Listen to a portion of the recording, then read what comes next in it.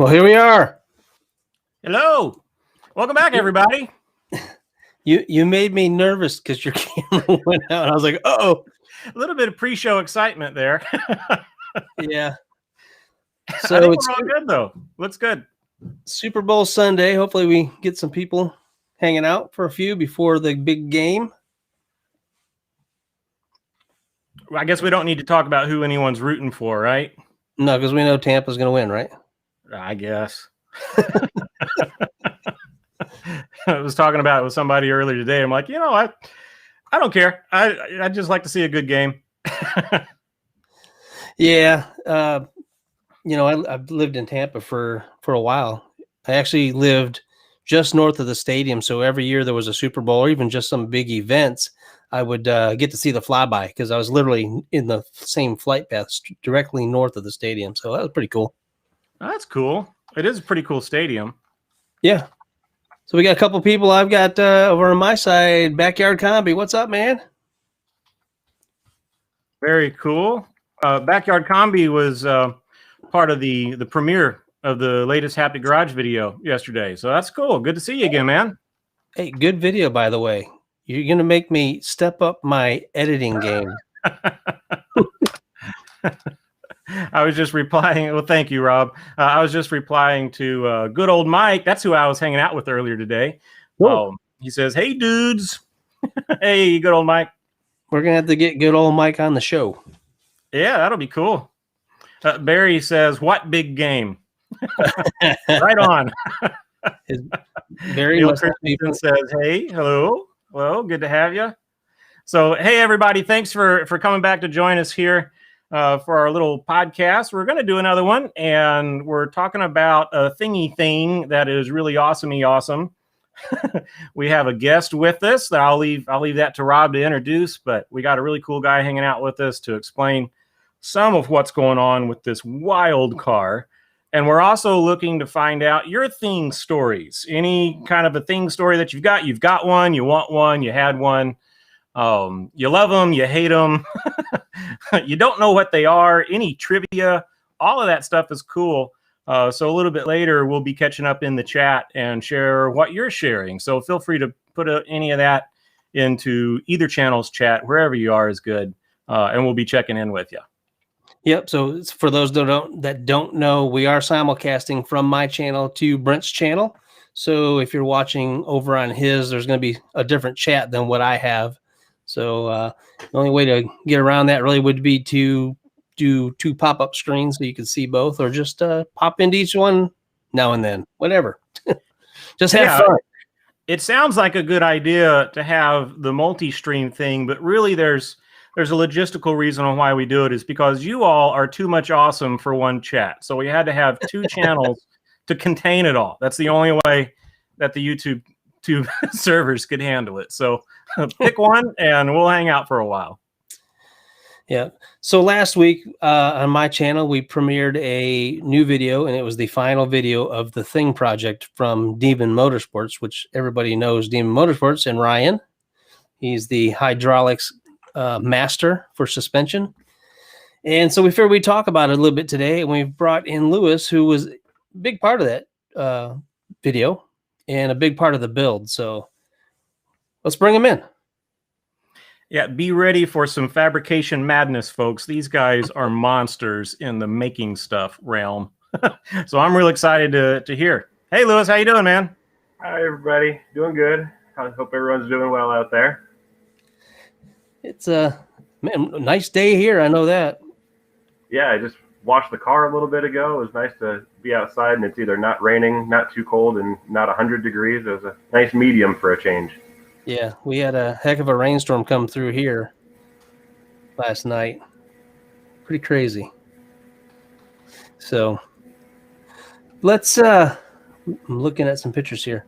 So on this VW Thing build, when I watched the analytics of the video, a lot of people were rewatching a spot of the front of this car where you had done the wheel tubs.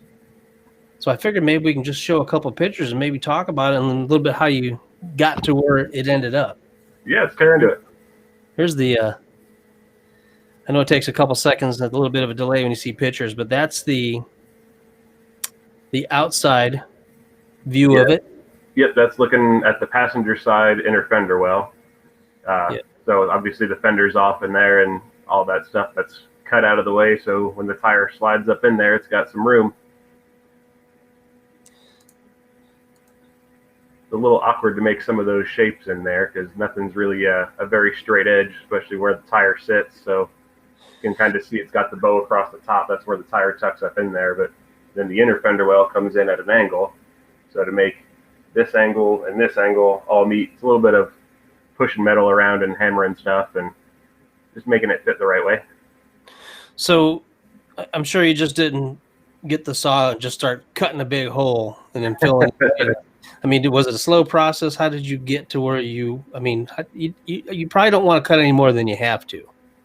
Right. When I started doing in on the tubs on there, Ryan had already started on the fender raise portion in the front there. So he had some stuff cut out of the way, but it's just kind of a matter of, lower it down. What is the tire hitting? Cut that out of the way. Lower it down again. What's the tire hitting again? Cut that out of the way. And you just keep repeating that until either the whole car is all the way on the ground or whatever's hitting the ground before the tire hits, cut that out of the way. So then the tire can hit something else. So you can cut that out of the way. So you just keep slowly cutting stuff that's hitting until you get to where you want it to be. It's a slow process. Yeah, it takes a while. I got some hours just in the front tubs and there's the rear tubs too, and that's just the tubs, which is a small portion of that build, and there's just a lot of time just in that one small portion of that whole car. A lot of trial and error in something like that. I guess by the time that you assemble it for the last time, that's like the millionth time. Exactly. Because you take a guess, you put it back together, you see, okay, let's guess again, and then you put it back together and you guess again, and that can go on for a while, can't it? Oh yeah. You get real good at knowing what size every bolt is and stuff like that. So you can usually, at least you have all the tools with you that you need when you get back to it for that final assembly. Yeah, that makes sense. A lot of people don't understand when you're doing something custom like that. It's one off. You haven't done it before, so especially the first side that you're doing, you have to. Right. It takes twice as long as the second side. Once you got the first side done, second side's a breeze, really, because you already know where you're going. But you're exactly, you can just kind of copy that over, and like you said, being something one-off, and it's not like it's a similar vehicle to anything else either. It's you tub a Mustang, you can probably tub another Mustang, or even if it's a different year, or even a different car that's similar. But tubbing the front of a Volkswagen thing is kind of different than tubbing the front of just about any other car. There's not many that have that body style and that suspension setup and that trunk layout and everything else. So it's definitely a bit different. Yeah, they're very similar to the Bug, but they're different. When we were one of the early videos, we did the rear hydraulics on just the pan. Obviously, if you don't know what it is, what you're looking at, you would think it's just a Bug there. But when you see the cross member bracing across the back there, and the pans are a little bit wider, right? Yeah, the pans on the Thing are wider than the pans on a Beetle. But the Thing pans, I believe it's Thing and Ghia, are actually the same pan. And then I believe also the Fridolin, which is like that mail delivery vehicle that we didn't get here that are really cool and expensive, they also share the same pan. So I think all three of those are on the same chassis platform for the most part. Yeah. Did it help at all that I'm sorry, Rob. Did it help at all when you were working on the tubs and the fenders that the Thing is relatively flat in some spots, or was it, well, they're still at an angle and it's still weird and it's still unique and didn't really help you out? The front, nothing really helped out. It was all kind of weird, and you could tell the way those tubs are shaped. It's not a conventional, tub. It looks like, normally tubs, it almost looks like you could take a trailer fender and kind of box it in and make it happen. But those front ones, everything's at a really kind of strange shape and strange angles. So it was a little more tricky on the front because nothing really worked in the angle that you want it to. Whereas on the back, it was a flat platform and a flat platform, and I had to cut this out the way and make the tire fit. That was a little bit more straightforward. But the fronts were definitely a unique shape, some weird geometry going on.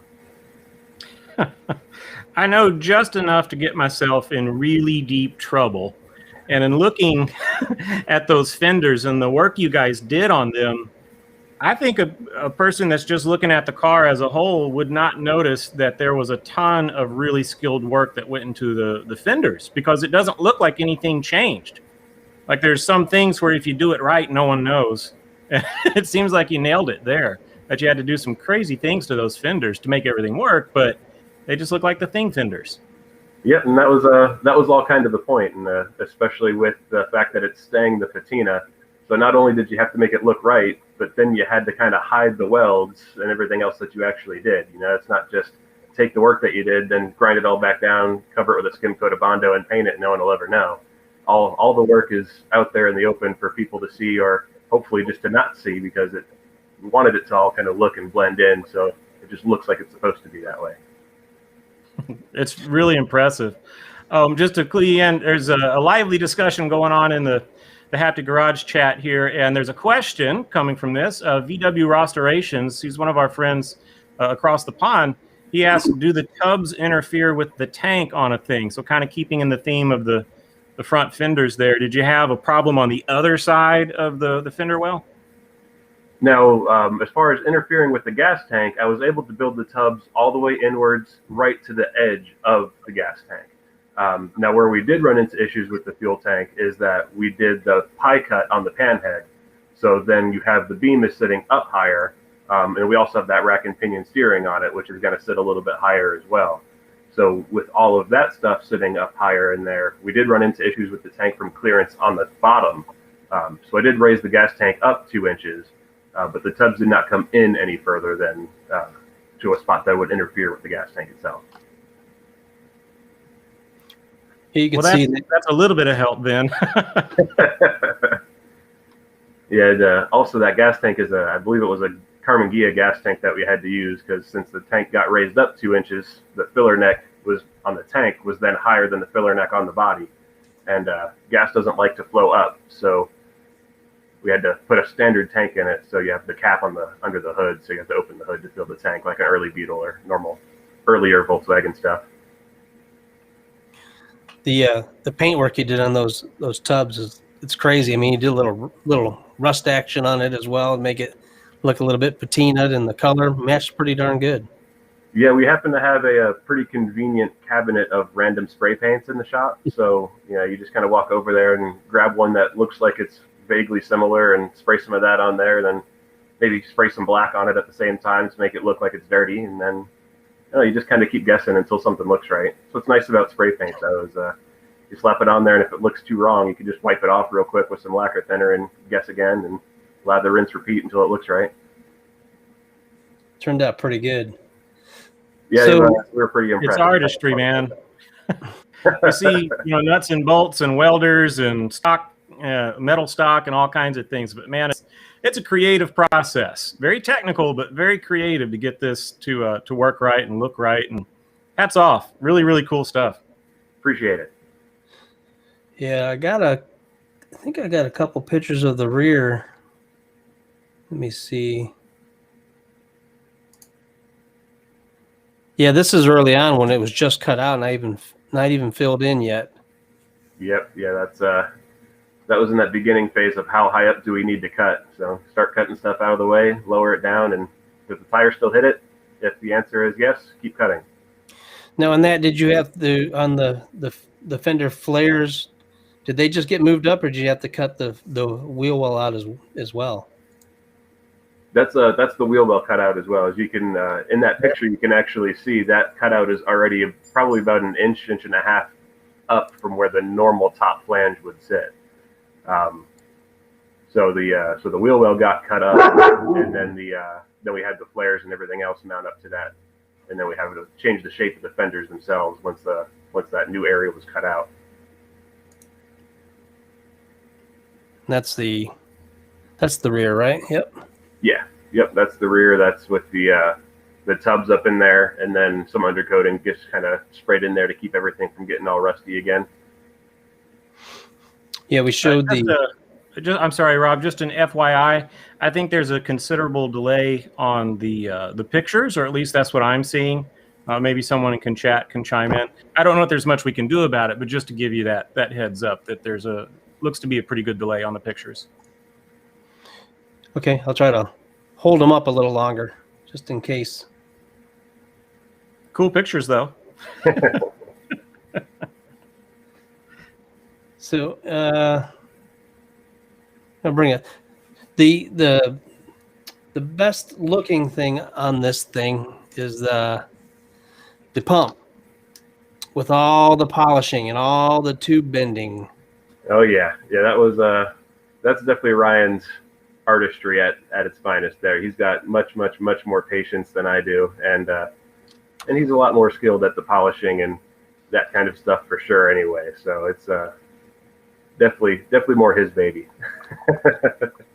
Did he let you bend any of them? I mean, I don't know if I would say "let me" is the right term. I mean, I was more than happy to let him deal with that. Yeah, that's pretty complicated. I mean, if you look at it, yeah, it looks nice, and everybody. But unless you really look at it and see what had to be done to make that happen, it's crazy. Tons of work there. Yeah, so a lot of thought ahead that you have to do on that one, and try to get everything the right way. And the blocks on the pumps, they're symmetrical, but in the way that, if your pressure is on the left and your return is on the right, then when you have one facing the opposite direction, all of a sudden your pressure's on the opposite side. So you can't have symmetrical lines running out, or else they won't be to the right port. So it was tricky to kind of make all the lines and everything go in the right direction and look like they're symmetrical, but they're not. So all the lines are actually different. Each one of those lines is a different shape, different length, different bends. But they all kind of flow the same way and blend in, so you don't really notice that each one is different. That all kind of looks symmetrical from side to side. Do they have to be somewhat the same length to time everything? Like if you were to, raise the front or the rear, would it mess up? Like I guess I'm talking about is like when you were talking about yours yesterday, you're going to do yours so you have independent left and right. Do those lines need to be the same length so like everything would work the same speed, or is there any? Well, on the setup that we have for the Volkswagens, it's a single cylinder in the front and then two cylinders that are tied together at the back. So you don't have really an individual corner control to worry about. So that length won't really make much of a difference. I'm not familiar enough to know that if you have, slightly different length hoses on the hydraulics, if it's going to make a difference as far as that flow restriction.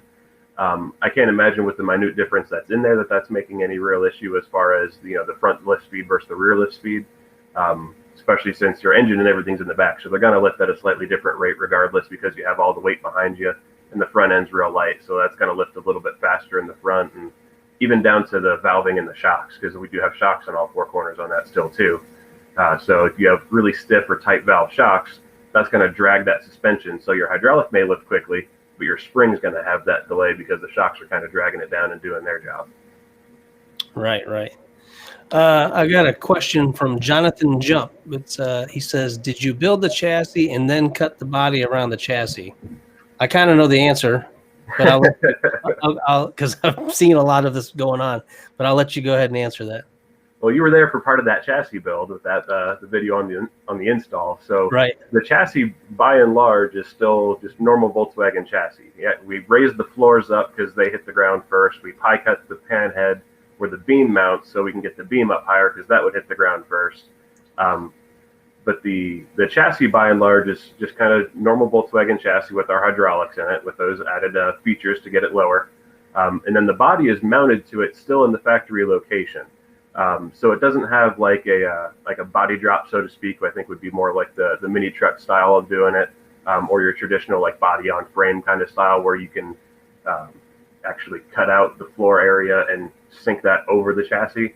The way these mount to the chassis is a little bit different, so it's not really an option that way. So now the chassis was built and then the body was bolted onto it as it would normally be, and then it's just a matter of cut everything out of the way until it can sit on the ground with the body on it, and whatever's hitting, just keep hacking away at it until you have the space and it touches the ground. Yeah. And another thing, there's a pun. Things are ripe for puns. I know. The side, the rockers, or what you would call the rocker there, a lot of people lower these and they extend that down so it looks like it's sitting lower to the ground. And this one, that did not happen. It's literally sitting on the pans, and what you see above the ground on the side is actually just, it is what it is. It can't go any lower than that. Correct. Yeah, the pans where the body bolts down the side, those the Volkswagen floor pans, they have a flange in them. It's about maybe an inch and a quarter tall, and that's a boxed area. That's where the body bolts down. So that's a raised area, so it's got the strength in it, and then all down that seam is where the body bolts to it. So that space that you're seeing under there, that's actually still that floor pan. So the floor pan is sitting flat on the ground, and then you have that little space between the floor and where the body actually starts. The difference there is, like on a Beetle, they typically have the running boards between the fenders, and that running board bolts into that space. Now, they do make running boards for a thing, so if he ever picked up a set of thing running boards, they would bolt into that slot, and the bottom of the running board would literally sit flat across the ground. And, you know, I may have suggested that he pick up a set when he finds one, just because I think that would look pretty cool to have those just absolutely just sitting flat on the ground from front to back. I may or may not have heard that he is actually scraping the bolts off the bottom of the engine. So it's and the engine's raised how much? I think it was about an inch and a quarter is what we were able to do with the engine raise. Yeah. We didn't really kind of measure anything. We just kind of cut it and raised it until it wasn't sitting on the ground anymore, and then made the rear engine bracket from there. And I got one more question on my side here. Alex Havera is, what is the ride like? Comfort speaking. And this is the biggest, every time Ryan sees a post on hydraulics and the way they ride, everybody thinks they ride like crap. And this thing absolutely does not ride like crap. It actually rides just as good, if not better, than a stock setup. And you can explain to them why that is, because it's actually great. It's a great ride. Exactly. That's the whole design behind the kit is, forget everything you know about hydraulics in cars and lowrider suspension and all that stuff, because it doesn't really apply at all to the way that this is set up. Now, traditional lowrider, you have a bunch of batteries, you have real stiff springs, you have all kinds of other stuff. None of that is involved in this setup with the hydraulics. So this is still running your normal 12-volt, same starting battery. And then what the hydraulics are doing is they're only turning the factory springs, factory torsion bars. So the point in the middle on your torsion bar where it's normally fixed, that is what is rotating, and what's rotating that is the hydraulic. So the hydraulic cylinder is going to move, that's going to locate where your torsion bar sits, but then your ride is still riding on those factory torsion bars. So your spring rate stays the same at any height you set it at. You can run that, run the hydraulic cylinder all the way out and you have it at full lift. You're still riding on the stock torsion bar at its normal spring rate. You bring it up and you're, a quarter inch off the ground, you're still riding on that stock spring rate. So no matter where you have it, it's only turning the stock torsion bars, so your ride stays like stock at all the heights. Which is really nice. It's kind of like if you were to picture, and most people know about the weld-in adjusters that you can put in.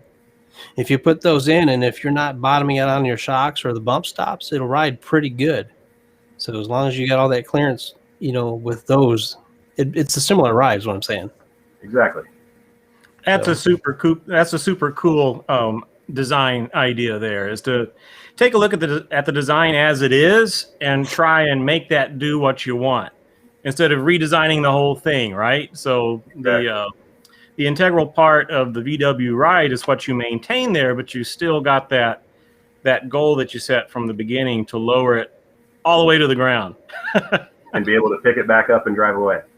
That's right. Yeah, totally cool. We see that in your shop. It comes through every time that we get to see your shop. You and Ryan both, like when he was starting the Winnie project, and if someone hasn't checked that out, you need to check that out too. This vintage Winnebago, super cool. But from the beginning, Ryan was articulating an insane idea. But it was whatever it takes. We'll cut up the chassis, we'll move the engine, we'll find a place to drive it later on, whatever. But whatever it takes, we're going to get this thing to meet the one goal of slamming it to the ground. And I think that makes you better at what you do. Right? If you got your teeth in that, right, you've got to figure it out at that point, and it's probably made y'all even better at what you do in that shop. Yeah, it certainly doesn't hurt. I have a question here that I want to get in if I can. VW Restorations asked another good one. He's wondering, did you narrow the front beam to decrease the track from the fender's edge? And if you did, how much? I believe that the beam that's in it is, I believe, a stock width beetle beam, which, if my memory is correct, is already 2 inches narrower than a stock thing beam.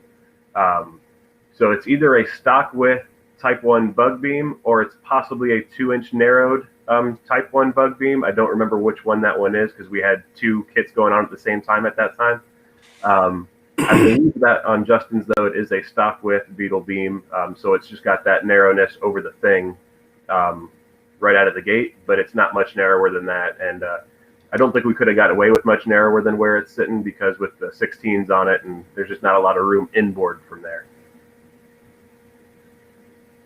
Cool. Thanks for the answer. Absolutely. I missed the answer. I was reading text.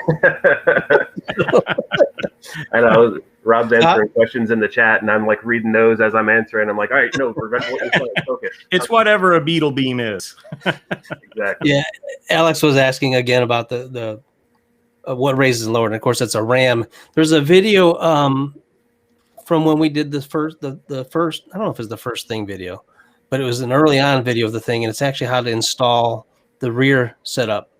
And it goes through, and you get a pretty good idea how it actually turns the rear. I don't know if we've done a front version of that. We probably should. Even in the thing video, you got that clip, I believe, where Ryan's taking that cover off of the hydraulics underneath in the back. That's a pretty good shot of where those cylinders are, and that's all welded right in line with the torsion housing. So basically, the rear torsion housing where those splines are normally fixed in the housing, that gets cut out, and our kit gets welded into that section. So that has new torsion splines that your springs go into, and as the hydraulic cylinder extends, it's actually rotating that spline section in the torsion housing to raise and lower the rear. Right. Yeah. So Alex is also saying if we cut the stock torsion springs in the front, will it make them a little stiffer? And the answer is yes, a little bit, but if you go drastically, yeah, the narrower you go, the stiffer the spring is going to get. But that is a stock width beetle beam with stock beetle torsion springs in it. So on the thing specifically, it still has stock spring rate in the front because of the stock width still. But yeah, if you narrowed that beam 6 inches over stock, that's going to be a notably stiffer torsion spring versus one that's going to be 6 inches longer because all of a sudden that spring doesn't have as much room to twist. Yeah, but it still rides incredibly well. Oh yeah, it doesn't feel like a lowered car. No, not compared to a lot of the different Volkswagens that I've built in the past, where they're just hitting everything and not a lot of travel because everything is just not done quite to the same extent that we have them on the kit. Yeah, my first Volkswagen, I just pulled the springs out. Yep, rode great. Exactly. Dan Nielson is asking if you could use pneumatics instead of hydraulics. And I think I know the answer to that one, but I think there's a really cool reasoning behind the answer you're about to give. So could you use pneumatics like air instead of hydraulics? Yeah, I mean, people are doing a ton of air ride on Volkswagens. I mean, you see that pretty frequently. Now, the question whether can you just use air instead of hydraulics in place of how we have our design, that you would not want to do. So like in the terms of if you have a pneumatic cylinder or a bag trying to rotate the stock torsion bars, you wouldn't want to do that because now effectively you have 2 different springs and 2 different spring rates both trying to serve the same function. So you're going to have springs fighting each other back and forth. But if you were to do like a bag setup and eliminate the torsion springs, that way your air is your actual spring. So like, again, back to like mini truck stuff where you're having an airbag as your air spring. That is a fairly commonplace thing to do. But the biggest downfalls on the air ride is, whereas the hydraulics, you hit that switch, you have instant response, air you're waiting for a tank to fill. tend to have a little bit more leak issues on the air side of things. Ours, we don't have really issues on the hydraulics with the leaks, or you can set it up overnight and come out in the driveway and your car's still going to be all the way up in the air. And then what I think is the biggest bonus here is with air, the lower you want to ride, the lower pressure you have to have in the bag. So the softer your spring rate's going to be, the more likely you're going to be to hit a bump and smash into the ground. Whereas on our setup, you know, as soon as you raise it off the ground a 1/4 inch, you're back to a factory spring rate. So you're going to have the same consistent ride at any height you choose, versus on air, you know, if you ride it real low, it's real soft. If you ride it real high, it's real firm. And you don't really get to choose anything other than that. Dan gets it. He responded, hydraulics are not compressible. Exactly. Air is another squishy thing, right? What makes hydraulic fluid is it doesn't squish. So yeah, you know, Lewis, I love how understated you are about all this. So you're giving these awesome technical explanations for what y'all are doing, but it's all very matter of fact. The gorilla in the room is that y'all have found the way to do this. Right? That's the thing about the air ride, is it's its own ride, and it's not the stock ride. It's, you know, arguably not as good of a ride. I think someone could support that argument, but y'all are retaining the stock suspension essentially in terms of the feel, and still getting these wild results out of it in terms of ride height and the tricks that these vehicles can do. That's pretty special. Like, I haven't seen that anywhere else. Maybe it's out there, but that's a pretty cool thing that y'all are doing. Oh yeah, yeah. The word's going to get out. Big credit to Ryan. I mean, he's the one that designed all this and figured out how to make all that happen. And you know, so his bus has the original, we'll call it prototype, because it was originally just designed to be for his bus. But then he decided, you know what, maybe we could do something with this. But yeah, it's come through a lot of changes over the years as far as different improvements and stuff to make. But yeah, he's got the wizard brain behind all this to get it figured out and working as well as it does.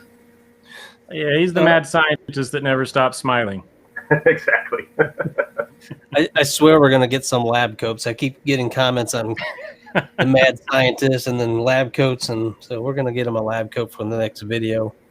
So it's great, because we've been trying to find one of the old ignition scope machines, or it's got like, you know, the digital readout, and then it's got the arm that comes off of it that's got like your amp clamps and everything else, like the old like 80s engine diagnostic machines. We want to get one for the shop just because they look ridiculous. And I saw anytime one. you use it, you have to have lab coats on. I seriously just saw one for sale not long ago, and I'm like, who would ever want that? I saw one. Same thing as Rob. It was an auction. I would like to have one of the Sun distributor testers. That would be super cool. I actually have a use for that. Right. But yeah, I've got the old Craftsman engine analyzer. That's as close as I can get to what you're talking about. Yeah, I got one of those too. But man, something about having that old screen with, like, you know, the green pixelated font on it. Monochrome. Exactly. You got to have, you know, the ignition spikes and all those readouts and everything else, and just confuse people because nobody knows what the heck that is anymore. So it would be fun to use it. Hang your lab coat on it. A lab coat and big goggles. Yeah, I think the technicians actually wore that stuff back then when they used it. I've seen the safety video. Yeah. From 1953, I think. They gave it to us in school in the 80s and 90s, the same videos. So this system that you and Ryan work on, it's obviously in a bus. That was the first one you said. Now we see it in a thing, and I'm pretty sure you have it for Beetle as well. Is this something that only y'all do, or is there like a kit form of it that is available to people, or how can someone get their hands on this if they really, really, really wanted it?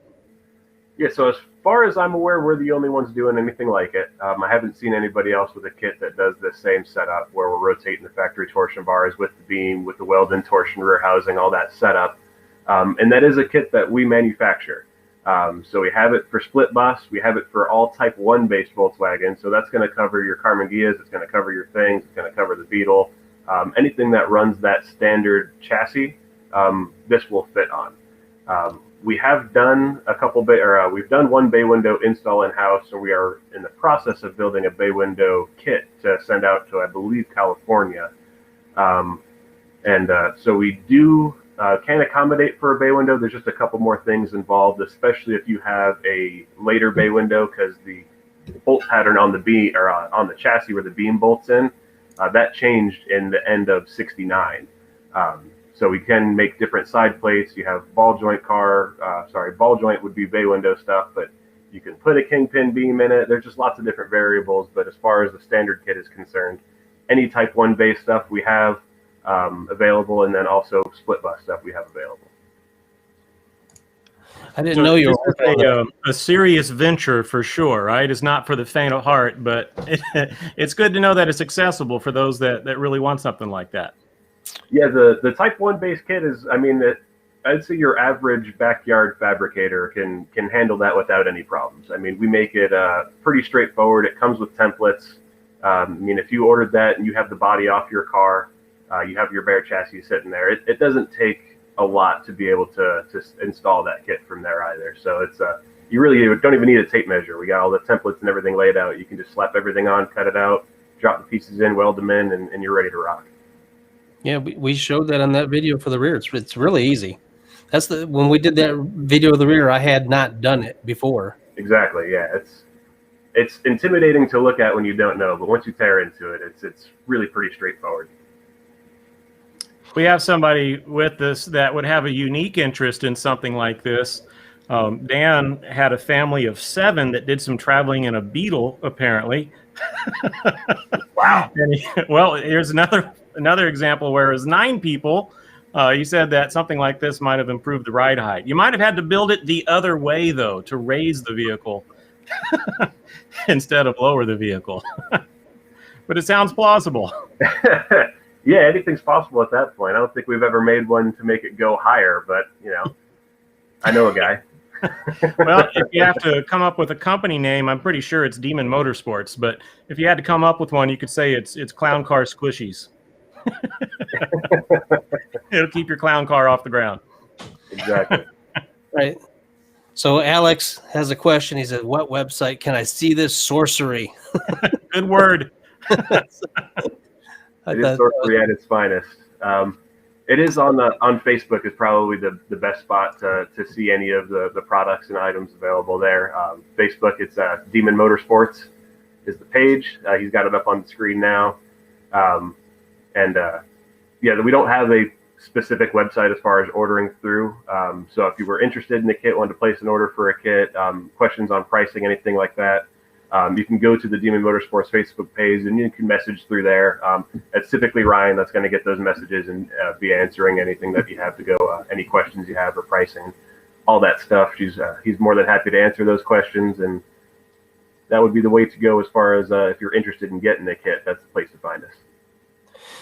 Yeah, the pricing's the tricky one because every single kit's a little bit different, and it just kind of there's the base prices for the kits, but I don't think we've ever done 2 of the same. And the price is the kit itself. If you want us to install it, that's obviously its own deal. And anybody who's ever worked on an old car before knows that you're one broken bolt away from a 10-minute job becoming a 3-hour job, becoming a 3-week job, and that never happens.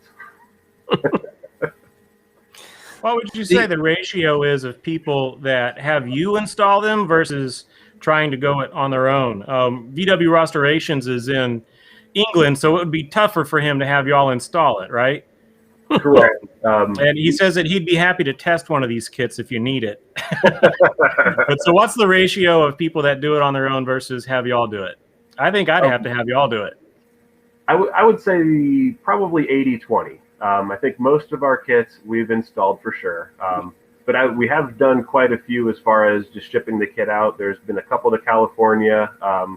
There's one in Alabama. I know there's a thing in Colorado right now that's we built that thing kit to ship out at the same time that we were building Justin's thing kit. So we were just basically building 2 of the same.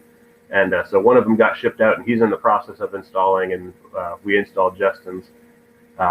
We have made one for a barn door bus over in the UK and shipped that one out to him. A little bit of a trick with customs because you can't really ship the shocks as easily because it's a compressed liquid. So that's kind of a hard deal to get through. And there's all kinds of little stipulations you have to kind of run through to get it out there. But yeah, no, we can ship it out. We've already shipped one over there. So if he's interested, we can. Y'all are the poster children of where there's a will, there's a way. all the hoops to jump through to pull that off, but it's pretty cool that you do it. I think if you're doing the Volkswagen Beetle thing, those are, as far as installing them yourself, I think if you've got average fabrication skills, nothing fancy, I think it'd be fairly easy to do. When you get into the bus, and especially the bay, as far as I remember, Oh yeah, it gets a bit it more. was a bit of a nightmare. Yeah. The Beetle stuff is definitely, average backyard, any type 1 kit. I would say have no fear. You can totally install that one if you have some basic welding and fabrication skills and know your way around your Volkswagen. That one's not a big deal. Bus is a little bit more difficult just because you can't just have a bare chassis to install your hydraulics in. You have a whole bus that you're working on still. So if you're doing it on jack stands and stuff like that, it's just a little bit more to try to tear into and can be difficult. But certainly still doable. I mean, the front is largely bolt in. You have to cut a couple things, and again, all the variables of, do you want the rack and pinion steering, which the answer should always be yes, because it's probably one of the best upgrades that you can do, because it makes an amazing difference in how it drives.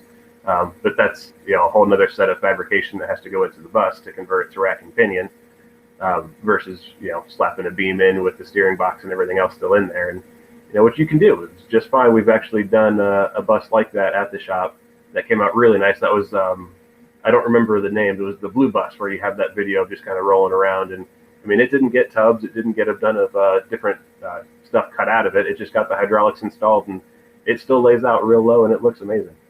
That was a good looking bus. I don't wish I had a picture of it right now. And they drive so good with that steering. It's amazing. The rack and pinion makes a world of difference. I remember I wouldn't do it. Ryan's bus. I was like, "What is this madness?" You could be sitting still and turn the wheel and not have to flex on it to get it to go anywhere. It steers, and then when you're going down the road, it doesn't have the typical 90 degrees of play that you're trying to fight anytime the wind blows slightly.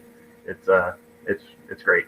And it's actually a true rack and pinion. I know there's a kit out there that kind of still uses the some of the other parts in the steering linkage, and it's the other kit basically all it does is replace the steering box. So instead of putting a steering box on your frame, you have this half of a rack and pinion essentially on the frame, and then it's still trying to spin the swing lever, which is then still connected to a swing pin, which is still connected to the factory tie rod. So there's still all that margin of error and all that slop. Versus this is actually a rack and pinion where the tie rods are center loaded to the rack, so you have nice long tie rods, so you don't have the bump steer issues. You don't have a lot of toe change through all that travel that you have with the kit now, because when you're raising it up, if your tie rods are real short, obviously your toe is going to get pulled in as your tires move up and down. So by having that center load rack, you keep the nice long tie rods, you don't get all the toe change, you don't get all the bump steer, and it just steers so great.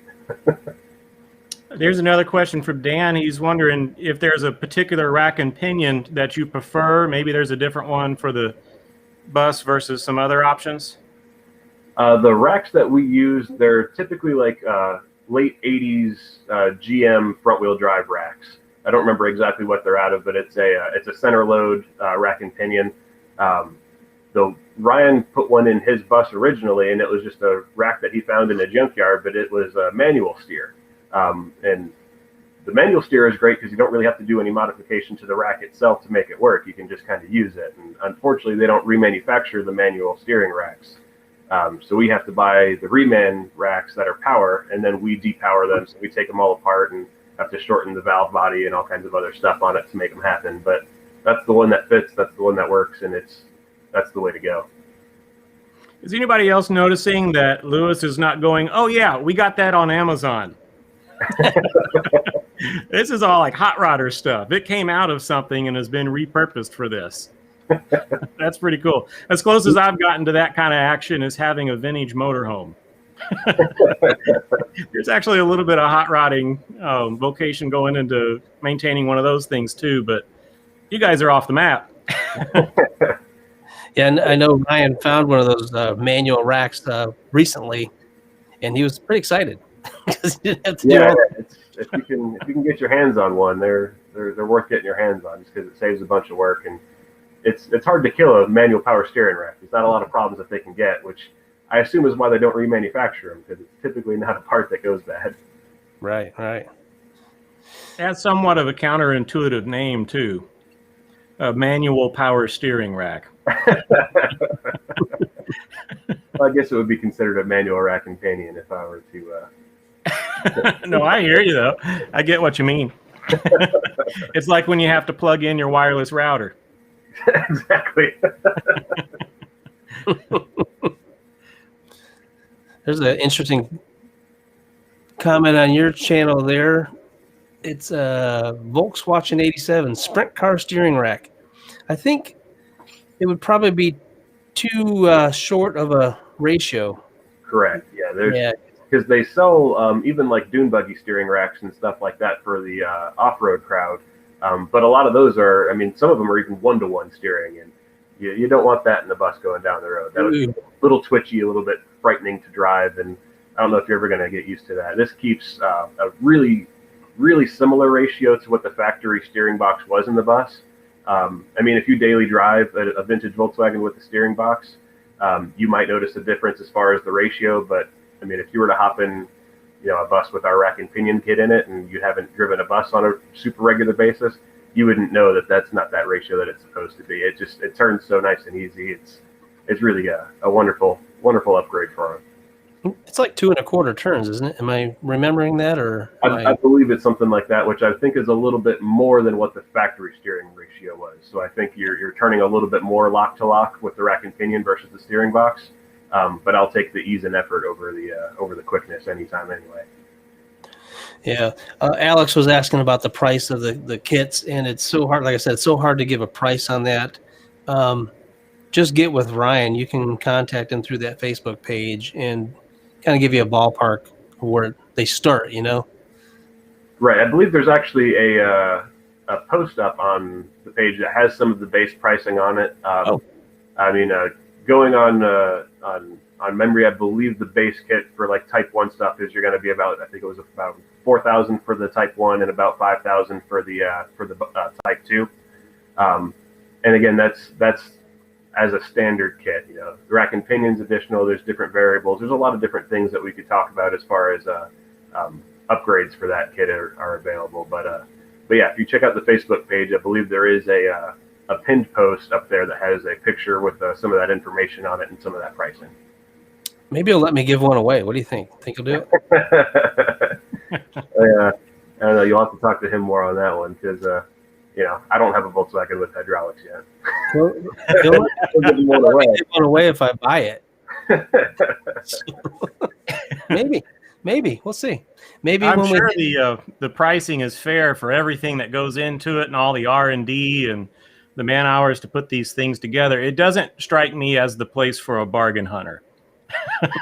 Yeah, that's the business side of me says that I probably need to go in and look at what our man hours are, what our cost of materials are, and kind of reanalyze our pricing. Because to be honest, I think on a lot of these kits that we're not installing, there's very little profit margin, if any, at that point, because there's just so many man hours that go into manufacturing each one of these kits, and steel keeps going up and everything else is going up too with it. And that pricing hasn't changed since we debuted the kit years ago at Bug Jam. So,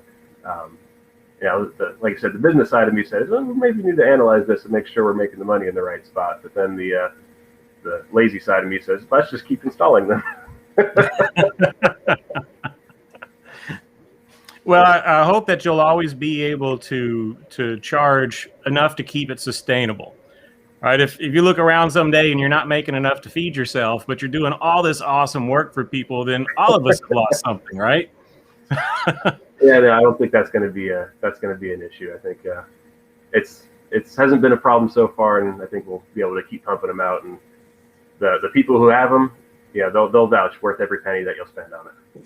I think it'll spread like wildfire. It'll just hit some point, and people will really start catching on to a pretty cool option. Yeah, it's catching on big already, man. I'm really excited to see from where we were when we debuted at Bug Jam to where we're at now. I mean, since we've done the debut, we haven't had less than 2 or 3 in process at any given time. Wow. We have 3 buses at the shop right now. We have 2 different Beetles. I mean, there's several kits getting shipped out. So, I mean, there's, I believe, at least 5, 6, 7 in process right now. So That's if I do give exciting. one, That's pretty cool. if I give one away, I better get my order in now. Yeah, better get on that waiting list. I was thinking we can give Yeah. one away for 10,000 subs. It might have to be 20,000. Time I get it.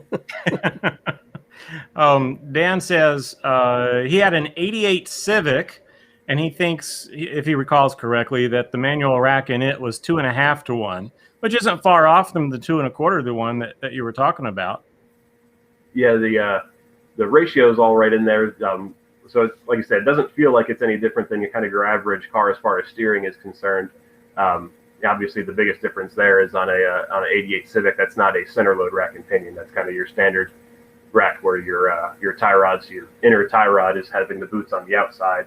And the main reason, like I said before, that we don't use a rack based on that design is because by the time you have your rack and pinion ends and your tie rod starts and your spindle's right there next to it, you end up with a really short tie rod versus having a tie rod that center loads into the rack and pinion. You keep a nice long tie rod to avoid all those bump steer and toe change issues. I'm just going to keep nodding my head like I knew exactly what you were talking about. Well, But that's awesome. If you keep following the Winnebago project, you're going to learn a little bit about that stuff when we get to the steering, because it's going to be nuts.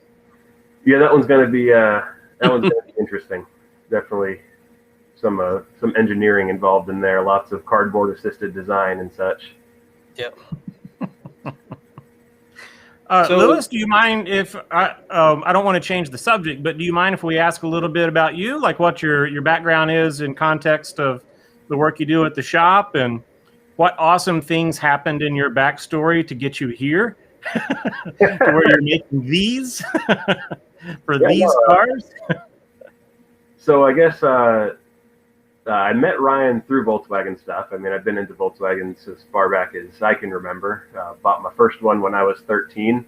And then, so I met Ryan through Volkswagens. I saw the bus and realized how ridiculous all the fabrication work and everything was in that. Then when the hydraulic idea became hey, instead of this being just for mine, what if we start producing these and installing them and selling them as a kit? When that idea came about, my friend Aaron had a Carmen Ghia, and he was gonna basically, that Ghia was kind of the test mule for the original Type 1 base setup. So he started going up to Ryan's shop as far as getting a lot of that stuff installed and figured out. And he had asked me, hey, you want to come up and help out at the shop and see if we can get this thing going in the right direction? So I went up with him, and I remember my first day up there and seeing all the different stuff that Ryan does. I was like, holy crap, I need to figure out a way that I need to be working here. Because at the time I was working at Firestone. I was there for about 10 years, either as a lead technician or a service manager running the showroom, running the back shop. So I was going up there, helping them out, get the Ghia all set. And then on my days off from Firestone, I would go up to the shop and help Ryan out with whatever he had going on at the time. And basically any downtime that I could afford to go up there and spend up there, I was going up there and spending up there. Then I took a bit of a hiatus. I built a 84 Vanagon, put a Subaru engine in it, lifted it up a little bit, and traveled the country for 6 months in that, living out of the van. Then when I came back, I was like trying to figure out which direction I wanted to go. Do I go back into kind of normal job work stuff, or I've been talking to Ryan about, hey, do you have a position available, or if I were to come back in, can I get my way back into the shop and do this as a full-time instead of just coming in on whatever days I happen to not be working at my other job. And at the time, he happened to have a couple cars that were, backing up. So he's like, yeah, come on up. Let's get these other cars banged out. And that was probably November of 2019. So I've been there full-time since, which is really great. And then I was living in Port Richey, traveling back and forth from Crystal River on a regular basis, which got to be a bit much. I was about 100 miles a day.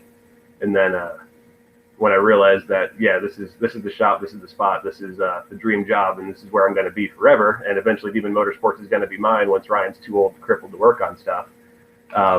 I was like, all right, time to buy a house up this way. So I bought a house right around the corner from the shop. I'm 8 minutes away now, and life's good, That's awesome. You confronted a point where you recognized opportunity, which can be really scary. when you said you were at Firestone for 10 years, you had something going. They probably loved you there, and everything was copacetic. And then there's this, and you jumped. So good on you for that. Appreciate it. Yeah, it was a lot of it was just setting things up the right way. I had kind of a base plan for a long time, which was live cheap, save a bunch of money, buy a house, buy a cheap house, buy it outright, and not have the debt and everything else hanging over my head to worry about. And I was fortunate enough where I was able to kind of follow through with that. So I busted for Firestone for 10 years, and then was working for Firestone and Demon Motorsports for probably the better part of 3 years or so, doing both jobs and just kind of stashing money aside. And then, like I said, took my hiatus for a little bit, came back, and then once I was back, it was time to make the dream happen the right way. So I was able to buy the house, bought the house outright. So that's a lot of stress off to make that decision of working for more of a private facility, doing fabrication and that kind of stuff versus your more secure corporate job. But when the bills are minimal, it's easier to make riskier decisions. Being debt free has a freeing effect for sure. It gives you a lot more options. But that's awesome. I was talking with one of our friends, good old Mike, who I think is with us today here. I was talking with him earlier today on his podcast, and this idea came up. Was you got to find that thing that really sparks your interest. We were talking about pulling all-nighters and being up until 5 a.m. to get it done, and you don't do that for your laundry. Laundry's great; it's important, and you got to make time for it. But you're not going to stay up through the night to pull that off, or move to a different area so that you can be better. You're not going to wake up in the middle of the night and say, how can I do my laundry better?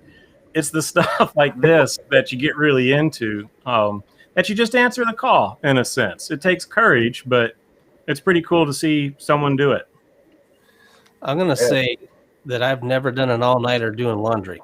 Going to put that out there. I think that's safe. So, Lewis, maybe we're going way longer than I thought we would. Hope it's interesting to everybody out there sticking around. Do you want to see what Lewis is working on now? His project it's some other crazy sorcery, but let's see it. Can you see it yet? It'll get here. It's like a VW. Just give it time. Yeah. Totally sweet. Yep, that's the latest project. So it's a '68 Ford Falcon. In the picture there, it's still just on some cut springs and stuff like that. But as the next picture comes up with whatever lag we're dealing with, you can kind of see the direction it's taken. So it's going to go a little bit more of the traditional lowrider style. So 8-inch front cylinders, 12-inch rear cylinders, coilover setup all the way around, modifying the control arms, and it's a unibody car, so there'll be a lot of stitch welding of the chassis and all kinds of other bracing involved to make sure the car doesn't fold in half the first time I try to bang a corner on 3. But it'll be worth it. It's something I haven't built yet. Yeah, I've always loved traditional lowriders. I had an El Camino that I bought from a friend of mine that was on a 2-pump 8 battery setup, and hands down the most fun car I've ever owned. So, but it felt wrong driving it because I didn't build it. One of those guys where if I didn't build the car, I feel like I'm not driving my car.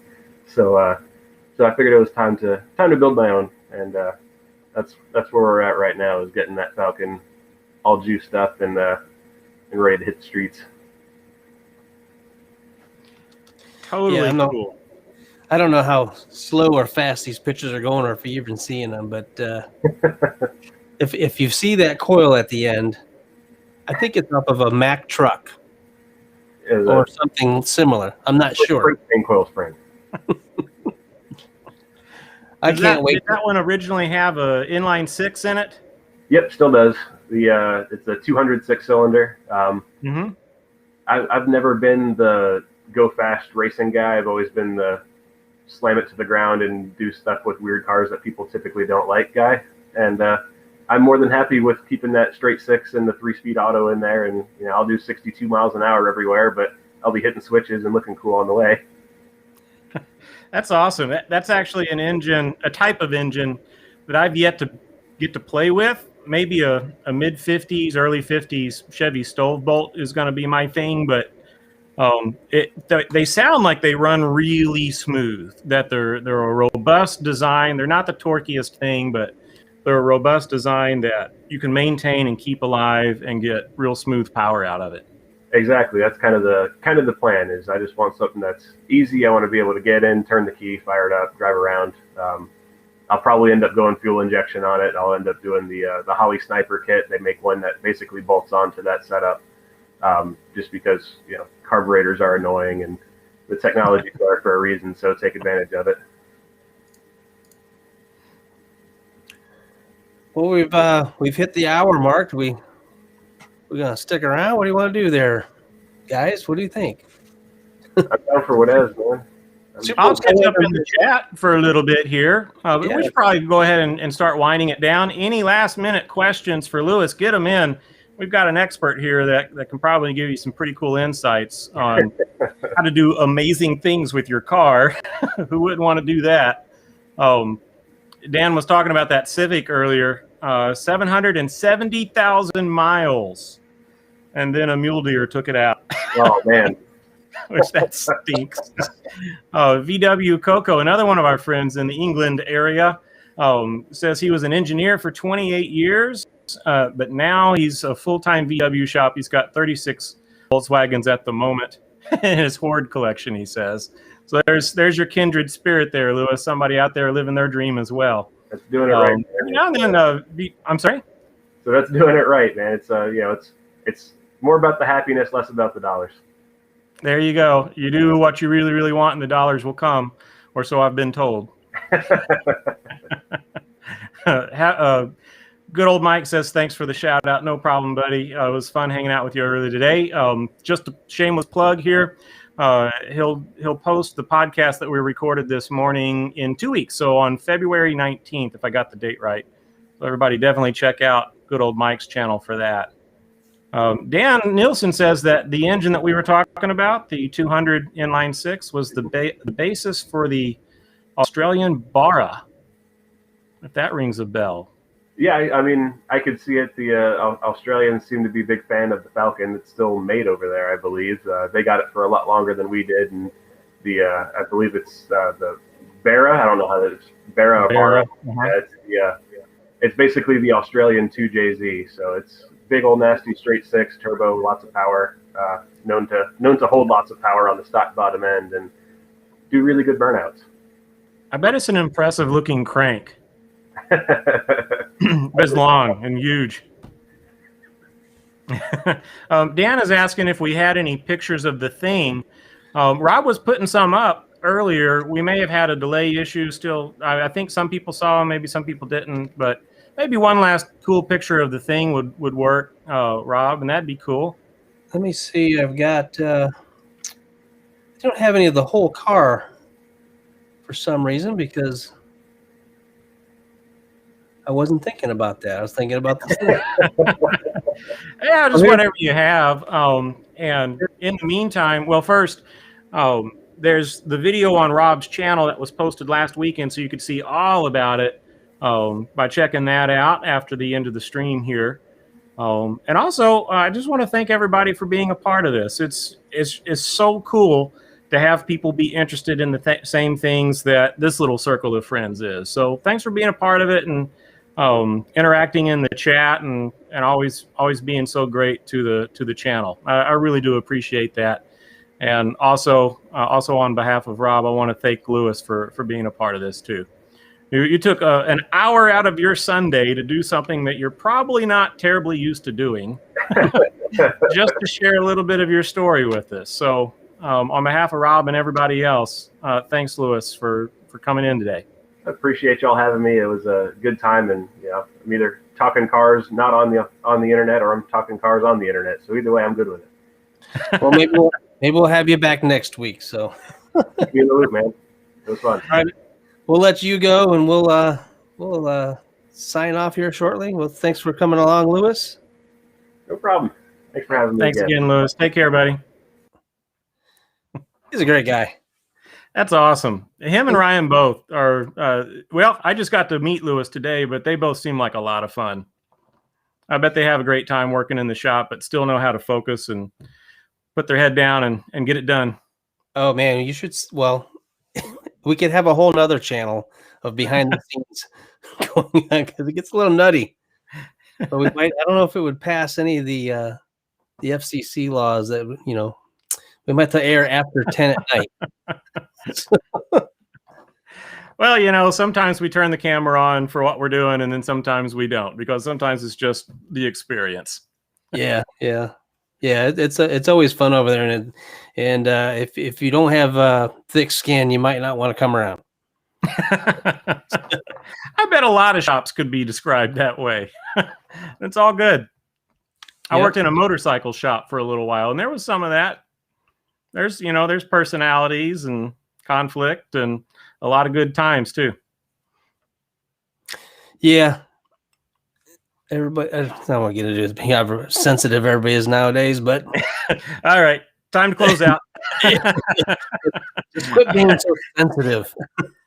Good old Mike says, "Thank you, Lewis." Oh, you bet. Thanks, Lewis, on everyone's behalf. Very, very cool topic today. So it was neat to see a little bit about that thing, and maybe we'll get to do something in the future. On good old Mike, I mean, I checked out his channel the other day, and he's a bit of a musician. He is. Yeah, he's got an album out that he released recently that I think is a charitable venture. Well, something to check out as well.